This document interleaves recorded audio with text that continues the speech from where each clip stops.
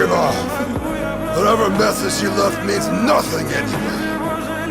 Why would he become a swordsman when he had no talent to begin with?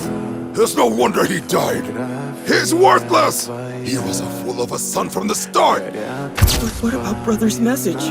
It's worthless. It's probably just his final complaints about me. I can already guess. Please take care of yourself. Those are the only words you chose to leave behind for your father. Farewell, Father. Take care now.